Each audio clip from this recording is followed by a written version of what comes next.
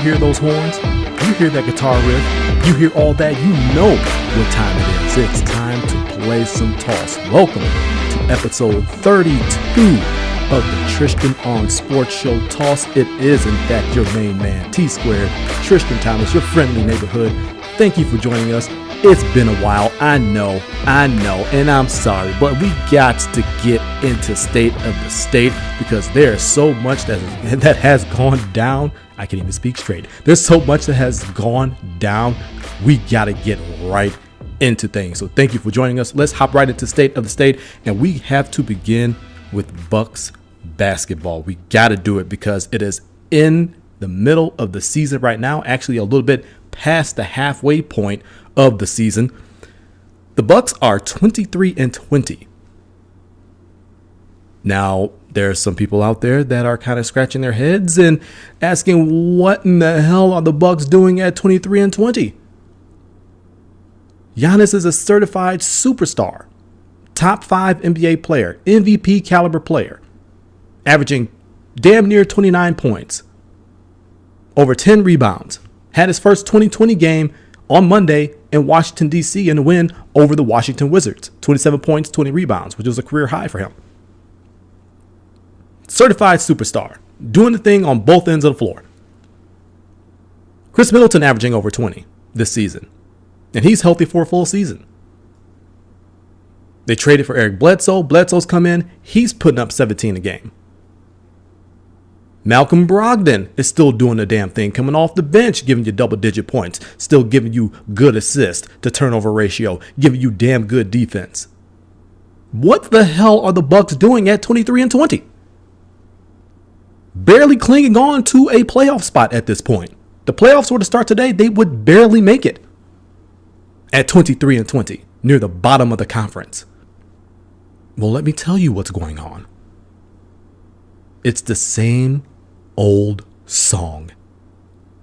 Bleacher Report came out today with their mid-season grades of every team, and I immediately scrolled down to see the Milwaukee Bucks. Now, in passing, I saw a lot of grades for a lot of teams that kind of left me with a scratch of the head, but that's neither here nor there. I immediately go down to the Milwaukee Bucks to see what grade they got, and they got a C. Bleacher Report gave them a C. And I can understand why. They've been average. They've been absolutely 100% completely average. And in some games, they've been less than average. They flunked the test in many games. But let's go back to this grade. A C. Average. They've been playing average. Now, in no way, in what I'm about to say, am I absolving the players from fault in this? Because there have been some players in certain games, in certain points, that have not played well. Chris Middleton noticeably is absent in the big marquee games, and I'm doing the air quotes, games against the upper echelon of the NBA, teams like Cleveland, teams like Golden State, which happened just last week. He's kind of disappeared in those games. But they gave them a C. And the point they brought up is a point that I've been bringing up constantly on many different media outlets, whether it be tossnationmedia.com, whether it be Home Court Sports. I've said this until I'm purple in the face. The Milwaukee Bucks, under the tutelage, under the guidance of Jason Kidd, will never be better than average. Because that is what he's giving you. And I'm going to give you a stat about that in a minute. But they will never be better than average. This offense lends no creativity to the imagination. Absolutely, positively no creativity. If defenses pack the paint against Giannis and you decide to send non-shooters to the strong side for Giannis to kick it out to, and you think you're going to shoot a high percentage from three, you got another thing coming. That's exactly what's been going on. Teams have been packing the paint against Giannis more so now than ever. Jason Kidd decides to call plays, or he probably doesn't even call plays. He's on the record as saying he doesn't do any coaching during the game. He does all of his coaching in practice. So what they've practiced is to have non-shooters on the strong side with Giannis, who gets trapped in the paint, has to kick the ball out to an open shooter and hope and pray they get a 3-point basket. That's what they've been practicing. This is what Jason Kidd has been coaching. Now, it's hard to say, it doesn't work. They're 23 up at 20 down. But it leaves you to being an average team. It leads you to being an easy team to figure out. How that hasn't been corrected to this point, I have no idea. Again, no creativity on offense. It's one thing the Bleacher Report piece said. The other thing is the defense. And the defense is over-aggressive. That's the words from the Bleacher Report article. It's also my words. They are far too aggressive in blitzing the ball carrier, leaving guys open for wide open threes. You have to remember, you're in the NBA. And in this modern game, a lot of guys can shoot that three. Now, some of them can't. But if you're going to give them a solid 3 to 5 seconds to load up, think about it, take the shot, they're professionals. More times than not, they're going to make it. But the reason why this defense doesn't work is because when the Bucks blitz ball carriers, other teams are smart enough in their offense to have good shooting players on the strong side of the ball. So when they get it kicked out to them, they can hit that shot on a consistent basis. And the Bucks get absolutely killed. They get absolutely killed in that regard. I can't count how many times teams have set their own team record for threes taken and threes made in a game against the Bucks. I have no idea what number of teams have done that, but it's enough to make me want to pull my hair out. It's already going gray. You would think that Jason Kidd, who's about to be in the Basketball Hall of Fame for his playing abilities, would recognize this and correct it, adjust, do something. But it's the same song during the game. And it's not just Bucks fans that notice it. It's not just the people in Milwaukee who go to the games who notice it. It's not just the people who cover the games who notice it. It's national media now who notice this. It's teams out there who know this and are able to shred your defense and are able to easily defend you on offense because they know what you're going to do. If Giannis is not on, this team will not win. All you have to do is go and pack the paint against these guys. They're going to have a 29% three-point shooter on the strong side. Make Giannis kick it out to him. Let those guys beat you. More times than not, they won't. That's what the opposition is thinking about you. It shows up in the stats. You're 23-20. Your ratings are lower than they were the year before. And the most damning piece of evidence is your record after 32 games every season. Jason Kidd's first season as head coach of the Milwaukee Bucks came in 2014. So in 2014, after 32 games, the Bucks were 17-15. In 2015, after 32 games, the Bucks were 12-20. Horrible season. That's the season they went on to win, I think it was 30 games, 32 games. They only won 10 games on the road. Horrible. 2016, after 32 games, the Bucks were 17-15. Guess what they were after 32 games in 2017? They were 17-15. I've gotten so many DMs, and I've had callers calling in to Home Court Sports trying to challenge me on the point of progression. There has been no progression. And I'm not the only one that sees that. When your record after 32 games is exactly the same as it has been 3 out of the 4 seasons you've been head coach, you're not getting these players any better than they were.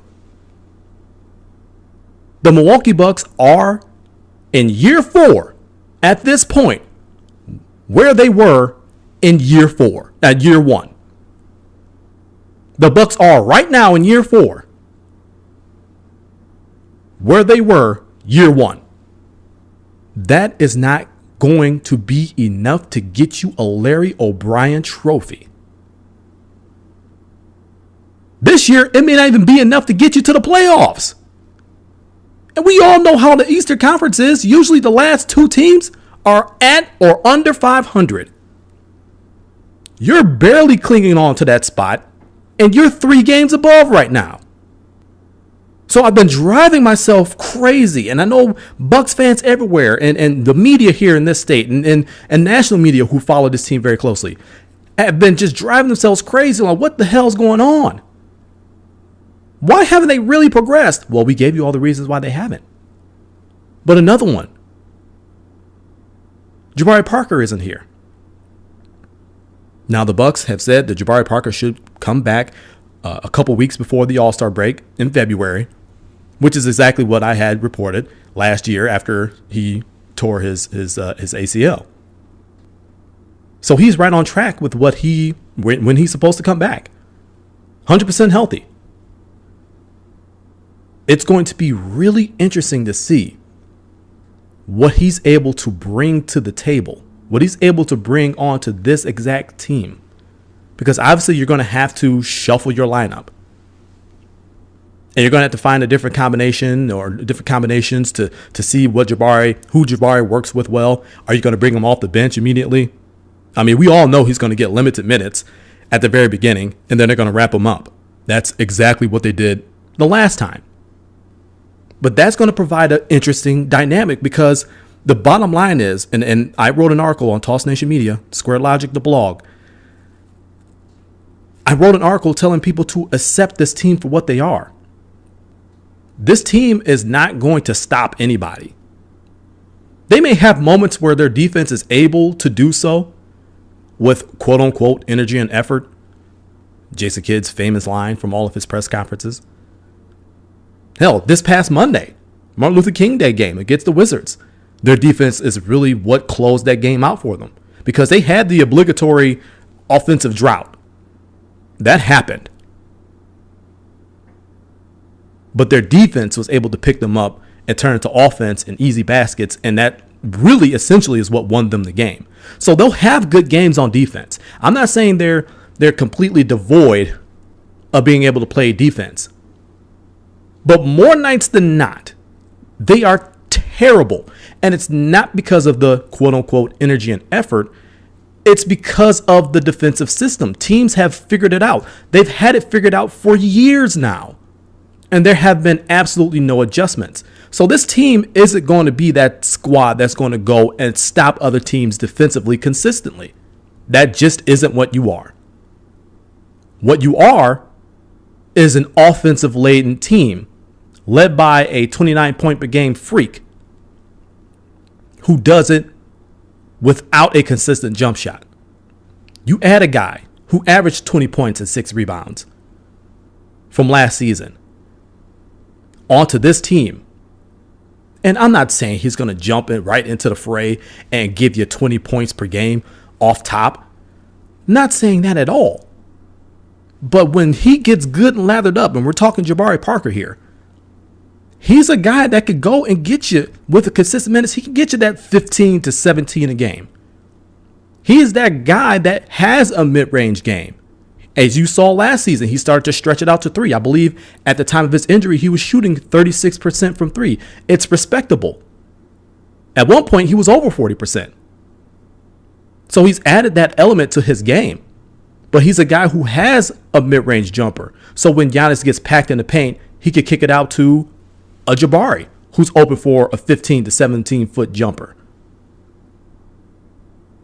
Or even stretch it out to 3. He's a guy that causes matchup problems. Everybody's making a big deal. Oh, well, Jabari's not going to help you because he doesn't do anything defensively. They need to scrap this whole idea of being a defensive team because we have clearly seen over the last 3 seasons, your defense doesn't work. I'm not saying don't go out there and at least try to stop somebody, and you see that they do. Again, Washington was a big example of that. They can and do have the ability to stop people. But this defensive system over the course of 82 games where you're blitzing the ball carrier very, very hardly and leaving guys open for 3 to 5 seconds to take an open 3-point shot, you're not going to be able to stop anybody like that. So your best bet is to go and outscore them. And the Bucks will be able to outscore a lot of teams. Now, obviously, if you try to play that game against Golden State, which is exactly why they lost, because they couldn't even make a shot. And you have to credit part of that to Golden State's defense. They are a top 3 defensive team. But it's not like the Bucks didn't have good looks. They had good looks and missed them, but they also took some dumb shots. So it's not always going to work against every single team. Hey, ask the big 3 of Ray Allen and Big Dog Robinson and Sam Cassell that. They outscored a lot of people. Won 52 games one season doing that. Went to the Eastern Conference Finals. 1 game short of the NBA Finals doing that. So it's possible. But you're not going to be able to outscore everybody. Just not going to happen. But this is what this particular team is built to do. Giannis is averaging 29. Chris Middleton is averaging 20. Eric Bledsoe's averaging 17. I believe Malcolm Brogdon's averaging 12 or 13. Insert Jabari, that is potentially another 15 to 17 points given the minutes and how healthy he is. He can get you that. You're going to be able to outscore a lot of these teams. You're also going to be able to unlock another another offensive element. Jabari comes back. Now you can play Giannis at the 5 a lot more, which causes a hell of a lot more matchup problems. Not that Giannis isn't already a nightmare no matter what position he's at. But I think that's going to unlock a little something different. But we have yet to see that with this team as constructed, with Eric Bledsoe in the fold now. So there's many questions to be answered. I've decided to not make myself insane. I've accepted the team for what they are. They're not going to stop anybody defensively. You just hope they're able to do it in the clutch moments, like we saw this past Monday.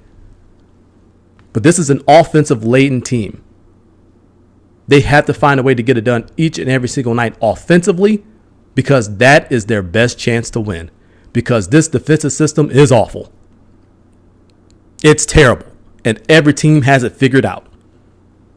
But a broken clock is right at least 2 times a day. So you're going to see games like you did this past Monday where they were able to stop another team defensively.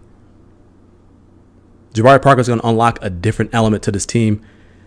I'm going to really reserve judgment until I see what he brings. Because if he's not able to come in and make some sort of an impact, I'm talking give you double-digit points. I'm not asking him to go out there and get 20. But if he can't give you double-digit points, you're in trouble. You're in trouble. And you may not make the playoffs. So a lot of work to be done for the Milwaukee Bucks. Clinging on to a playoff spot near the bottom of the conference, which nobody saw them at. Well, probably except Jason Kidd, who went in the press conference last month and said that this team was playing with expectations that were a little too high for them. Absolutely pissed me off. Absolutely pissed me off. But I'm trying to let all that go and enjoy them for what they are. They're not a defensive team. They're not going to go out there and stop the entire world. But they are a very good offensive team. And it's not because of the offensive system. I think guys are being successful despite that offensive system. So it's going to be interesting to see what happens when Jabari gets back into the fold. That'll happen in a couple of weeks. I'm hoping it unlocks another element, but if it doesn't, like I said, Bucks are in trouble. We continue on State of the State here on Toss, and we got to talk Green Bay Packers football, which is done. It was done before the playoffs even began because they didn't make the playoffs this season, as most of you already know. 7-9. Aaron Rodgers goes down in their first game with the Minnesota Vikings. Anthony Barr driving him down into the ground. Misses a huge chunk of the season with a broken collarbone. Comes back. Carolina Panther game. Had a shot to win that game, but Geronimo Allison has it punched out of his hands, and it goes down as an L and an elimination from the playoffs or the playoff race for the Green Bay Packers. So what happens after a tough loss in Green Bay? Change happens. Remember back in 2014, the NFC Championship game, Seattle, that unbelievable collapse? Change happened. Change happened. Biggest change, Mike McCarthy gave up play calling. Gave it up to Tom Clements. Hey, I want to have my fingerprints all over the team. I want to be able to be more abreast of what's going on with the team. Next season they come back, Jordy goes down, and the offense just really isn't the same. He takes back play calling duties from Tom Clements over the last few weeks of the season. Packers make the playoffs. But that's neither here nor there. So now, more changes are being made after a 7-9 season. Only McCarthy's second losing season in 12 years as Green Bay Packers head coach. His first, Aaron Rodgers' first season as starting quarterback for the Green Bay Packers. They went 6-10 that year. So that's understandable. He's a guy, never had starting experience, really didn't have that much experience playing behind the Iron Man of the NFL in Brett Favre. He's going to take his lumps. He may not have been a rookie, but he might as well have been because he didn't have that type of starting experience. So you're going to take your lumps. They went 6-10. This is the second losing season, 7-9. And people are calling to fire him. And we'll get to that in a minute, but that is just stupid. That is just stupid. Packers have a tough season. They have a tough loss. Change happens. Mike McCarthy said it right after that Carolina game. Hey, we're in the process of doing our evaluations already. And when a head coach says that, you know there are significant changes coming. Most coaches wait until after the season's done. They could take the entire brevity of the entire season, dissect it, break it down, analyze it, make a decision from there. He wasn't going to wait for that. He knew changes needed to be made.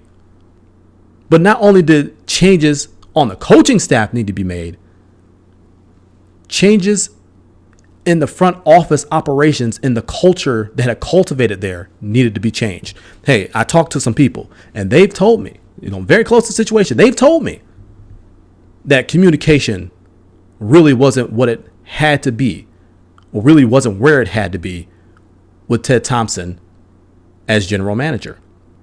And in this business, communication is key. In any business, communication is key. You have to have it, especially from one of your highest ranking officials. And it just wasn't there. So, unbeknownst to everyone, Ted Thompson abruptly steps down from the general manager position, director of football operations, vice president,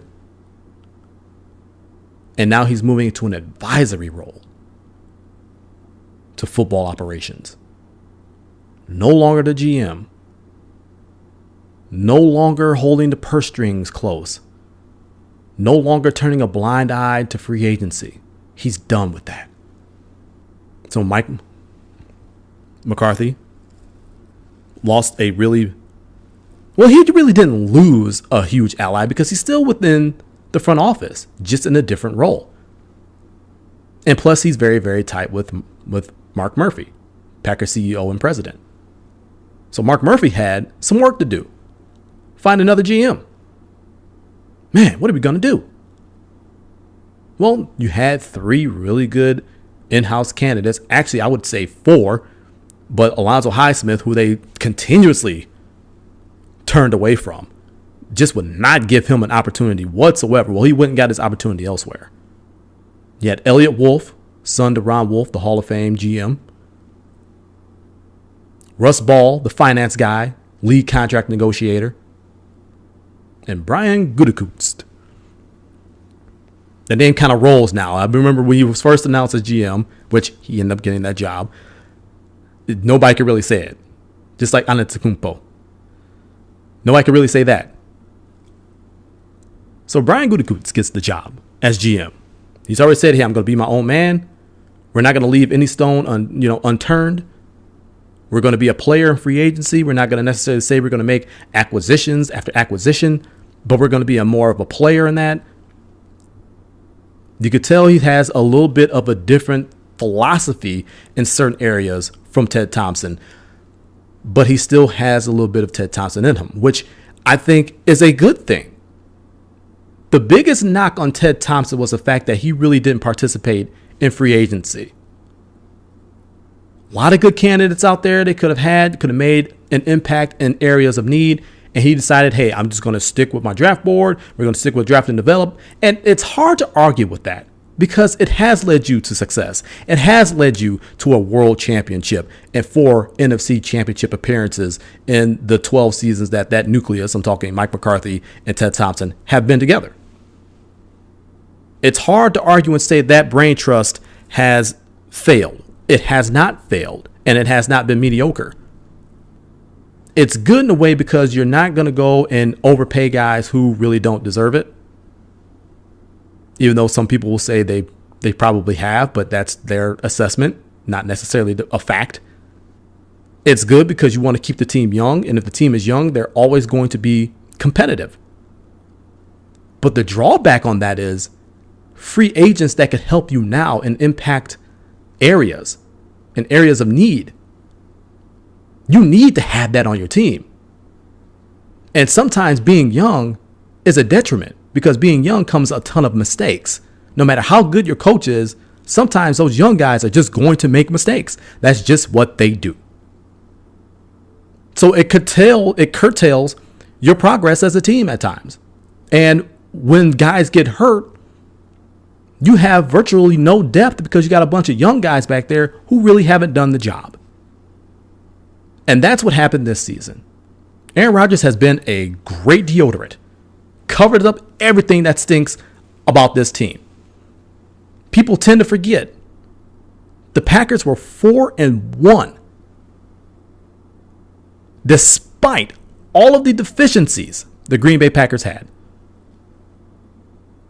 They were headed for another deep playoff run.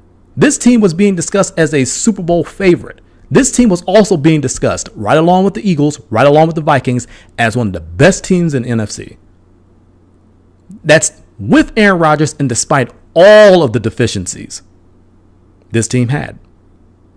So it's going to be really interesting to see what strategy Goot, who I'm going to call him for short, is going to use as GM. Now, everybody's making a big deal about the power structure.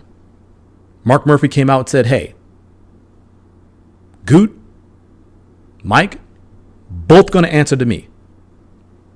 We're going to have weekly discussions, but they will both answer to me. And everybody got up in a tizzy about it. Oh, man, this means that Mike McCarthy is going to be fired. Oh, man, he just took the power out of the GM's hands. And no. The GM still has the power to hire and fire a head coach. The president has always had the power to overrule him. Mark Murphy is the president and CEO of the Green Bay Packers football organization. He's always had that power. But it's just that now, when Mark Murphy said, hey, they're both going to answer to me, does anybody truly know all the parameters of that? I'll tell you what I got from him saying that. When he said, oh, we're going to have weekly discussions on what's going on, I think he's being the mediator. People forget he's a lawyer. People forget that. Was a lawyer. So he kind of knows how to mediate. So he's going to be that buffer between, and Russ Ball ended up getting promoted to director of football operations, and Elliot Wolf no longer with the organization. He goes over to the Browns organization to get his shot. Even though John Dorsey's the GM over there, but he's going to be a GM sooner rather than later.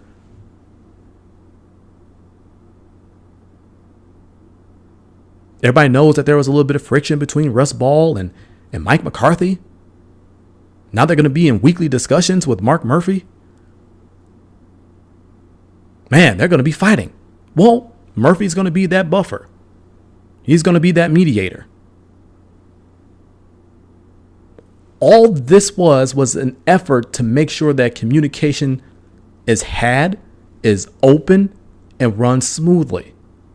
This is what a president and CEO is supposed to do with his company. So everybody making such a huge deal about it. I don't know what company you work for, but companies I've worked for, that's how you do it. That's what happens. Sports is not common. I get that. But this power structure is also not uncommon. So then we go back to Mike McCarthy. Oh, man. Now the changes in the front office have happened. McCarthy's going to get the players he needs, which we still don't know that for sure. We don't know what Goot's going to do. We don't know how his strategy is, what his strategy is. He's come out and said it, but it's one thing to say it, but it's another thing to show it. So now we go back to Mike McCarthy, and all the changes in the front office have been made. Everybody knew that Dom Capers was a lame duck.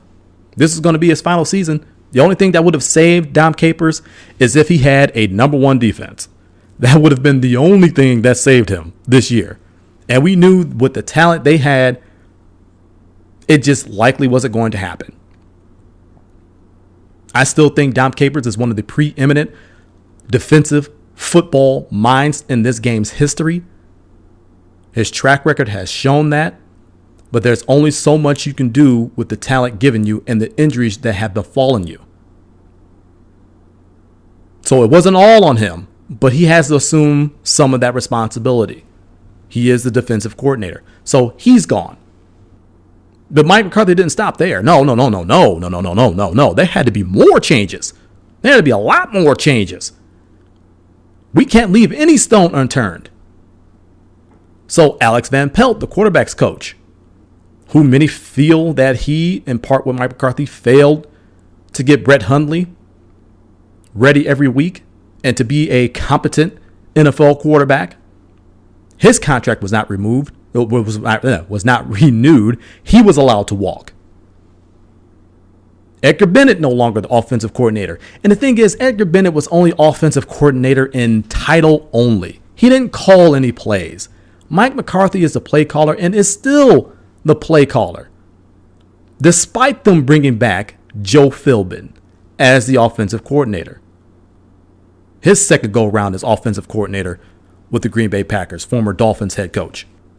You get rid of Dom Capers, you bring in Mike Pettin from the Rex Ryan coaching tree.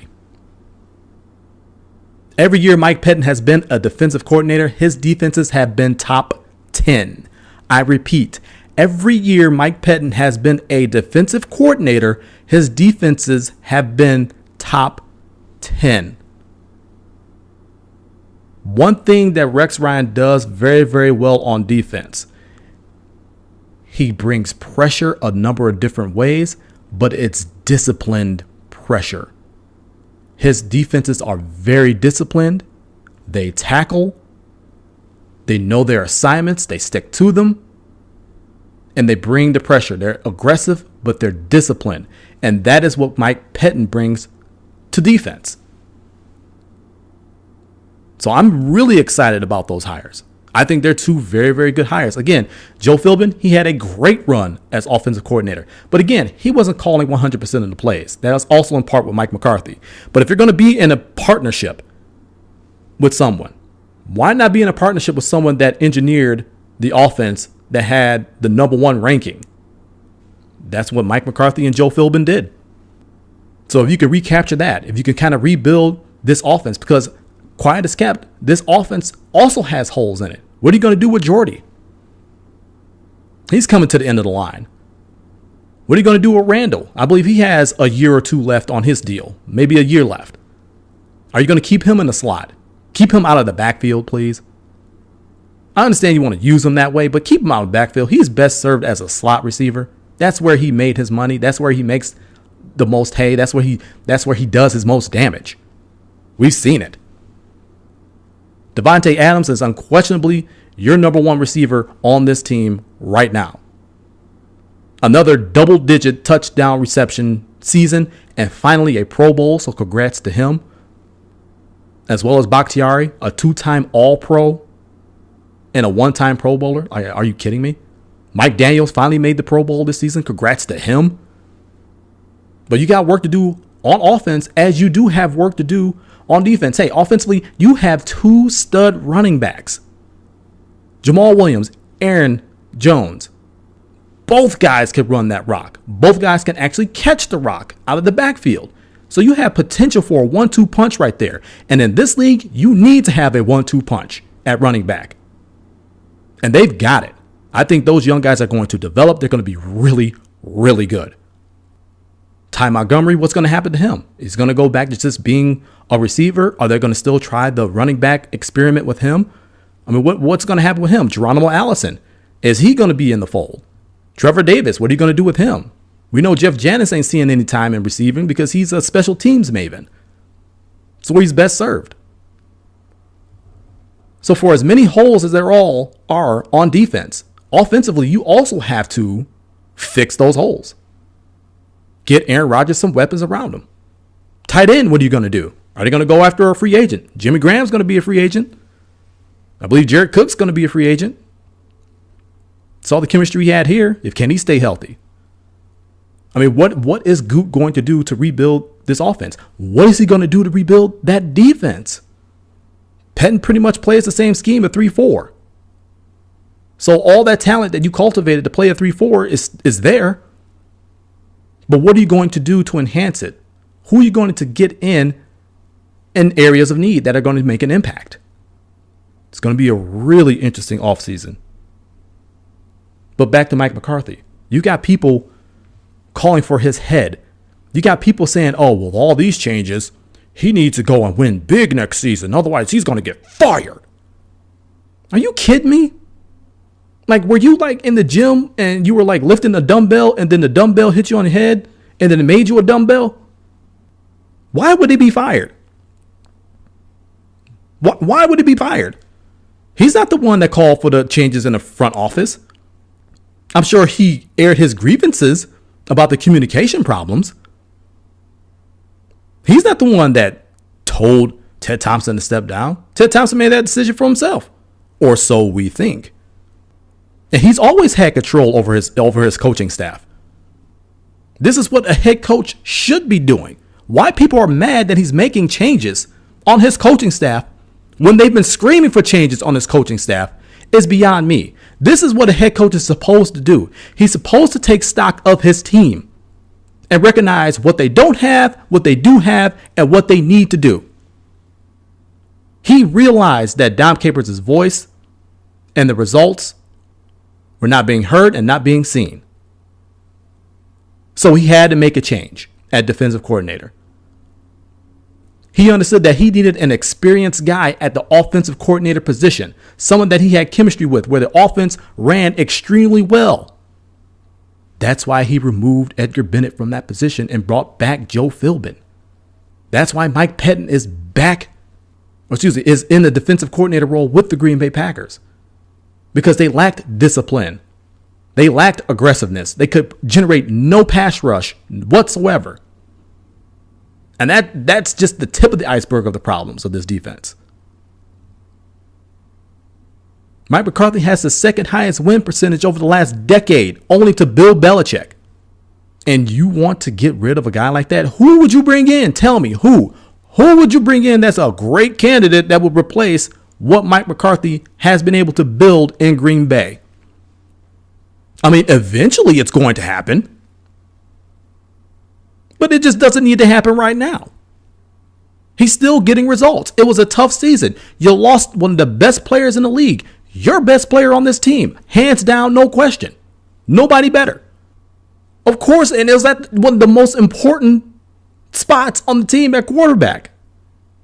So, of course, your team is going to struggle. Now, other people are going to toss in, hey, the Vikings are in the NFC Championship game and at the number 2 seed with their third string quarterback. And I get it. But here's the difference. Case Keenum has actually started games for other teams before. Case Keenum has a lot of NFL experience. Brett Hundley did not.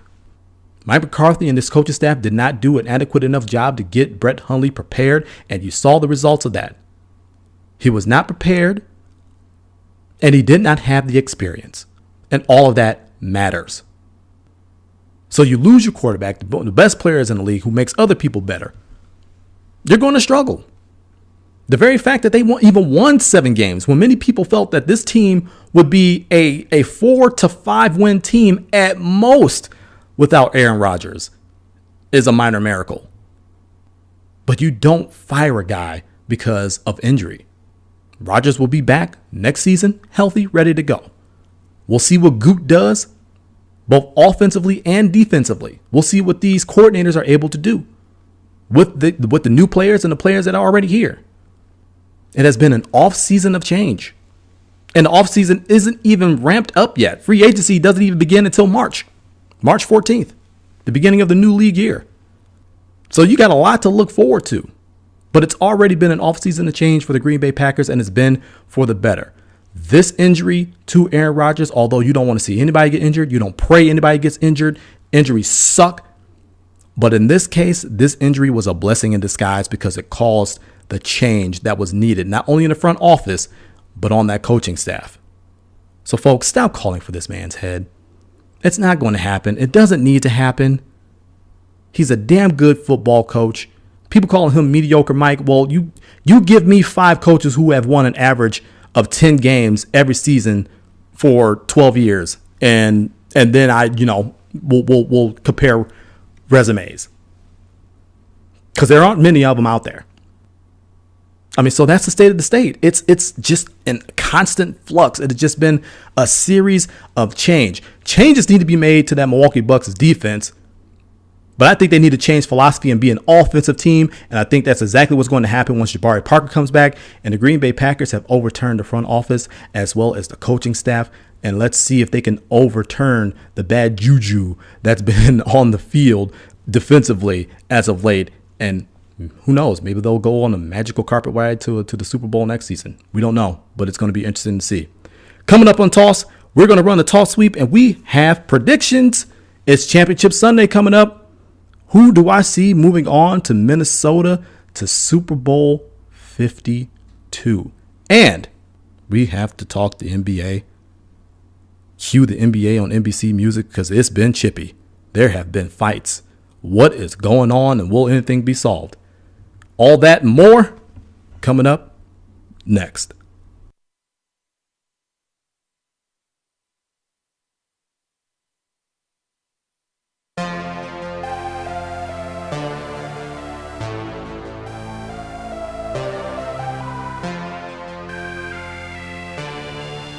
TossNationMedia.com. It's your home for the Toss brand of sports. That's right, you get the Tristain Sports Show, what you're listening to right now. You got Square Logic, the blog, and you also have Quick Toss, my Quick Toss videos. All that is a part of the Toss brand of sports. TossNationMedia.com. Welcome back to Toss, everybody. Your friendly neighborhood T-Square Tristan Thomas. Thanks for joining us. It's time to run the Toss sweep. We have to get to Championship Sunday predictions. Man, it has been a really entertaining postseason for the NFL. I'm talking from wild card to divisional round, which the divisional round is my favorite weekend of football, and it did not disappoint. Let's go to the AFC. They call them Saxonville. I'm calling them the Duval Bullies. The Jacksonville Jaguars, number 3 seed, going up against the number 1 seed, of course, New England Patriots. This is an intriguing matchup. I picked against the Jaguars last week, but I really felt I should have picked them because of what they did to the Steelers in the regular season. Just absolutely destroyed them. Picked off Ben Roethlisberger 5 times, had Ben Roethlisberger questioning himself on if he could even play anymore. That's how badly they beat those dudes down. Fast forward to last Sunday, and it was an absolute barn burner. At one point, the Jags were up 28-14. I'm like, holy cow. They're doing it again. Final score ends up being 45-42. Now, people question Mike Tomlin, and that's probably why they're calling for his head, on his decision to go for it on 4th down at a point in the game instead of going for the field goal, because the difference of the game was a field goal. Jags won 45-42. You could have very well have had an overtime game had they gone for that field goal, made it, and everything shook out the way that it shook out. But it didn't. The Jags won. They're on their way to the AFC Championship. They're 3rd in franchise history. But the Patriots are the Patriots, and they're at home. And you got Tom Brady, and you got Bill Belichick, who was just meticulous in his preparation. But this is a hard one for me because the Jags have a defense. And if you know me, you know what I say. Defense travels. It travels. Now, it didn't really travel last week against the Steelers, but they got enough stops to win that game. But this ain't the Tennessee Titans that the Patriots faced last week. This is Jacksonville with a very, very legit defense. This is Jacksonville with a very, very legit running back and Leonard Fournette, who had 3 touchdown runs. You got Blake Bortles at quarterback, and he's always the wild card for me. Are you going to get good Blake, or are you going to get bad Blake? So far, he's been good. He's been consistent. He hasn't made the fatal mistake. This defense is going to have to come to play. It's going to be a close game, I believe. I don't think any team's going to blow the other one out. And I would not be surprised if Jacksonville pulls off the upset. But you're talking tried and true. You're talking about a battle-tested, playoff-tested, championship-tested team. Defending Super Bowl champion, defending NFL champion, New England Patriots. I'm hoping for an upset because I would love to see Jacksonville go to the Super Bowl. So my heart is saying Jacksonville, but my head is saying New England. Let's move over to the NFC Championship game, and we have the number 2 seed Minnesota Vikings. Boo. Okay, all right, I can't boo them. They're absolutely legit. And the Philadelphia Eagles, number 1 seed, playing at home at the Link. What can you say? This is going to be a war of attrition. You got 2 really good defenses. 2 really good defenses on both sides. Quarterbacks are backup quarterbacks. Again, Case Keenum is the 3rd string quarterback. Nick Foles, 2nd string quarterback. He didn't quite make the fatal mistake. We're talking Nick Foles last week in their 17-15 win, or excuse me, was it 15-0 win over the Falcons? Case Keenum hasn't made the fatal mistake. He's just been trucking along, playing well all season long. Everybody keeps doubting him, but he just keeps showing up each and every single week with great game after great game after great game, giving this team exactly what it needs. Not turning the ball over, moving the ball down the field. Hey, we saw the 61-yard touchdown pass, which happened on a very, very fluke missed tackle.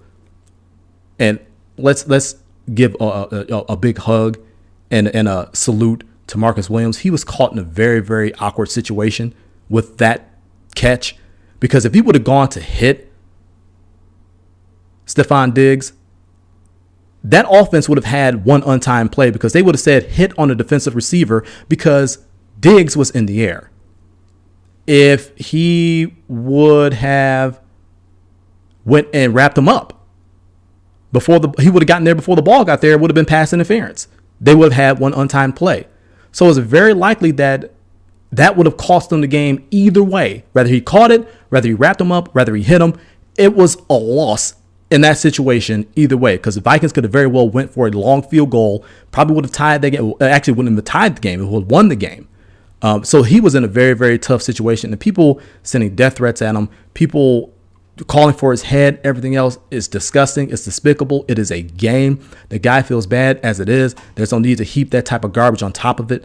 But he was caught in a very, very peculiar situation. So hugs, salute to him. He's been a fantastic rookie all year long. But as I said, Case Keenum hasn't made that fatal mistake. And he's given the team exactly what they needed. It was a remarkable win, a miracle in Minneapolis is what they're calling it. It was a miracle that they made it to the NFC Championship game. These two teams mirror each other. They mirror each other. It's going to be a heavy-hitting war of attrition. And it's one that I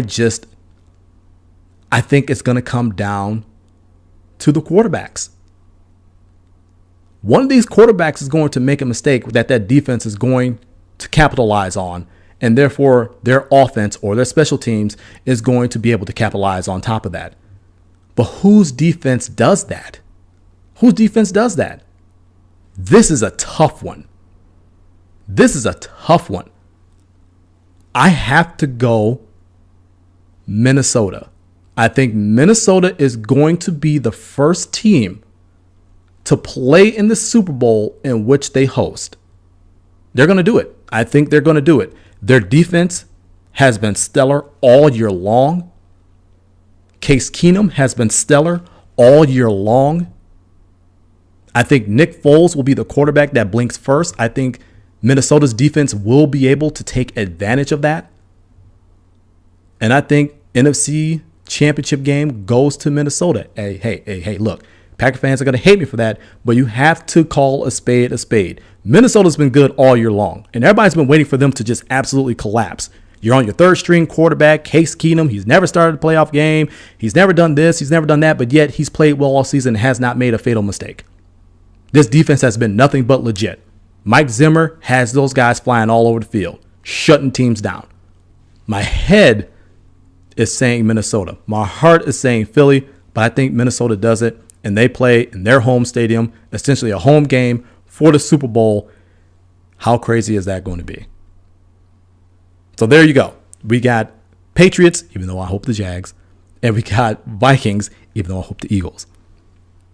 Your winners of the AFC and NFC championship games coming up on Championship Sunday. Let's get to the NBA. Man, have y'all been seeing all these fights out here? And a Flalo is swinging on people, and you got a bunch of Rockets led by CP3 and James Harden rushing Blake Griffin and all them boys trying to find Rivers up in their locker room. And Clint Capella's playing the Trojan horse by knocking on the front door of their locker room and trying to rush the spot. It's crazy. You got referees ejecting 20 plus people over the course of a week. I mean, it's nuts. What is going on? Are we getting back to those Charles Oakley days, those Chris Childs days, those Charlie Ward days? Are we getting back to all that? Are we getting back to the clotheslines, the Bill Laimbeer day? Are we getting back to that type of testy NBA basketball? Are we going back to that? I can hear the NBA on NBC music in my head right now and recalling all those clips, all those series between the Pacers and the Knicks. And the Bulls and the Heat and the Knicks and the Heat. Notice the Knicks is always in a bunch of stuff way back in the day. And the Pistons. All those flashbacks are running through my head. Do I like it? Do I dislike it? Look, I don't want anybody to punch another one out. I mean, I don't think that's just really a good look on the court. But I'm okay with them being able to look, puff your chest out a little bit. Have things be a little bit chippy, a little bit testy, a little bit. I find nothing wrong with that. I don't think there's a thing wrong with that. And that's exactly what NBA fans are getting. And I think this is what some NBA fans have been pining for. I can't recall over the last, 5 to 8 seasons where we've seen this much chippiness. Hell, you even had Dellavedova clothesline at Bradley Beal. I mean, I can't recall a time of chippiness like this. Not for a long while. And honestly, I have to say, it's refreshing to see. And it's not even playoff time. But I will say this.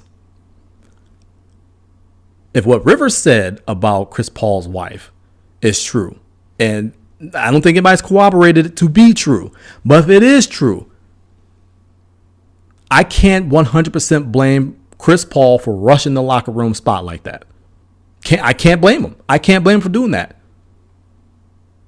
But on the flip side, you are the NBA PA president, the National Basketball Association Players Association president. That's Chris Paul. And yourself and other NBA players are going to have a meeting at the All-Star break with the head of officials and other officiating crews throughout the NBA to talk about what the hell is going on with the officiating. Because we've seen some really bad ejections. I get it. Eject guys for fighting, that's one thing. Okay, I can see that.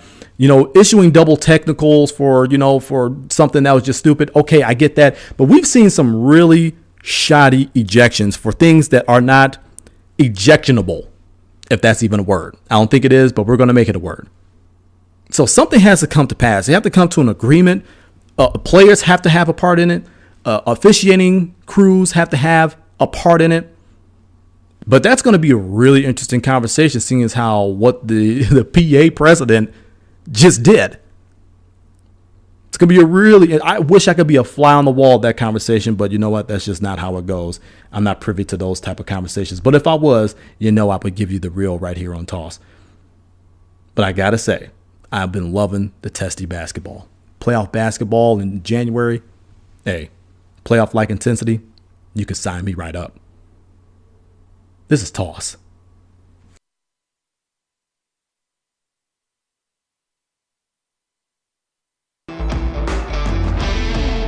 All right, y'all. It's time for me to get on up out of here. This has been the Tristain on Sports Show. Toss episode 32. I know it's been a while, but we are back. We are strong. We never will leave you without a beat to step to ever again. Hey, we are on Facebook. Facebook.com/T on Sports Show. That's TON Sports Show. And you can listen to myself, Professor P.